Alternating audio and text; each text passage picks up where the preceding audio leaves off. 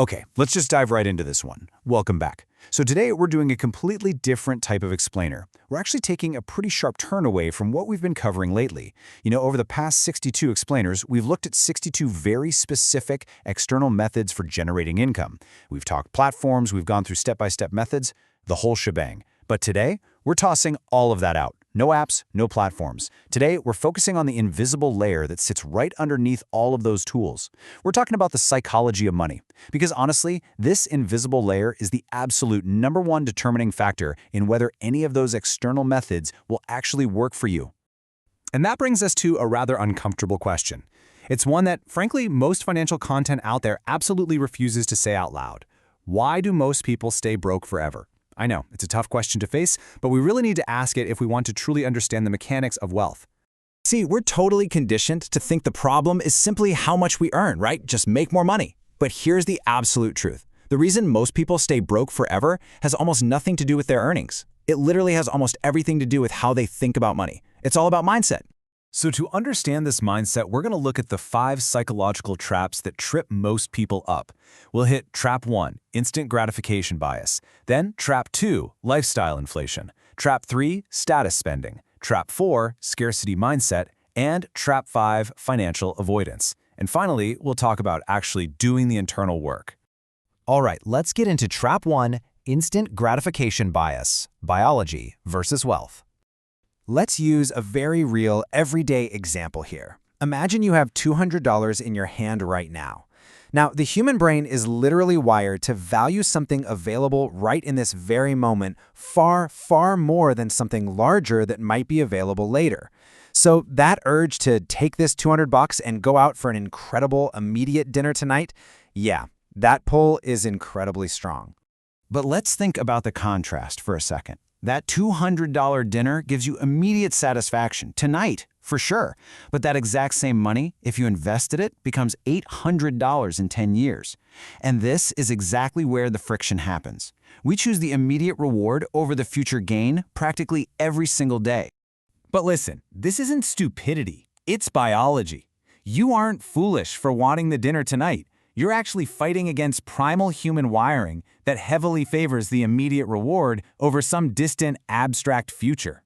So how do people who actually build wealth beat their own biology? Well, they build systems. They entirely bypass that manual choice through automatic savings, automatic investing, and automatic debt payments. Think about it. If you have to sit down and make a manual, disciplined decision every single month, biology is going to win eventually. You absolutely have to automate the right behavior. Moving right along to Trap 2, lifestyle inflation, the silent wealth killer. Notice the massive behavioral difference between the average person and the wealthy person here. The average cycle is just earning more and spending more. Every single time their income rises, their spending rises to perfectly match it.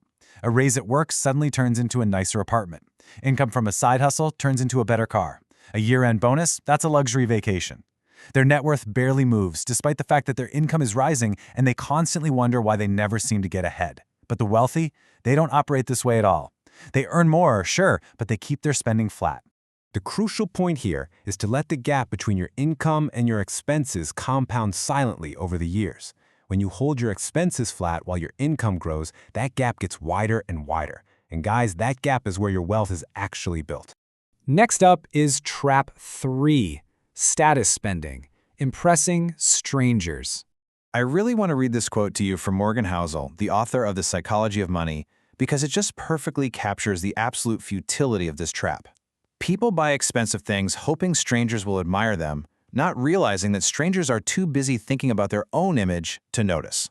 I mean, wow! Just let that philosophical weight sink in for a second. The money we spend trying to impress people who aren't even paying attention to us is, ironically, the most expensive purchase most Americans make every single year. It's just a complete illusion. All right, Trap 4, scarcity mindset, the fear of limited resources. So a scarcity mindset is basically believing that money is fundamentally limited, that if someone else has more, well, then you have less. This internal anxiety literally freezes us in place.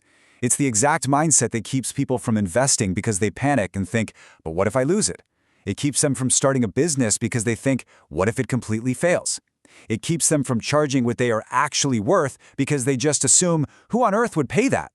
And this right here is the ultimate divide. Believing opportunity is fixed versus believing opportunity is expandable. Wealth is built by people who firmly believe opportunity can grow. Every single one of these 62 money-making methods we've covered previously, they only work if you genuinely believe success is possible before you even try. If you believe opportunity is fixed, I hate to say it, but you've already lost.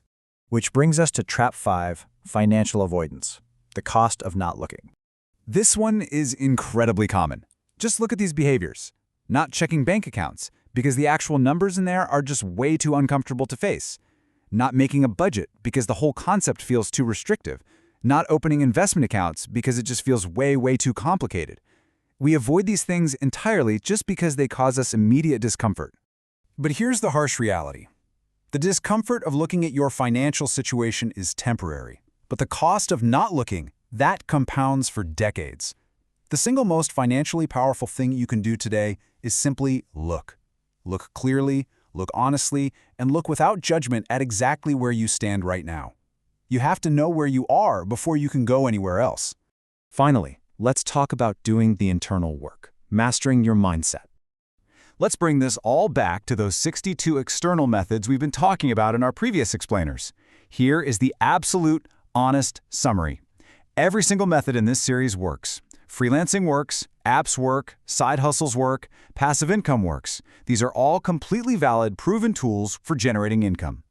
But, and this is a massive but, none of them, not a single one, will work for someone whose psychology is fundamentally set against building wealth. The external methods, those are actually the easy part. The internal work is where most people quietly give up. If your mind is trapped in instant gratification, lifestyle inflation, status spending, scarcity, or avoidance, honestly, the best tools in the world aren't going to save you. So I really want to leave you with a provocative question to reflect on today. Which of the 5 traps is secretly holding you back? You've got to be honest with yourself. Identify that invisible layer that's dictating your financial reality. All right, tomorrow we're going to be back to a specific step-by-step money-making method, one that earns from creativity. So be sure to subscribe so you don't miss that explainer. See you then.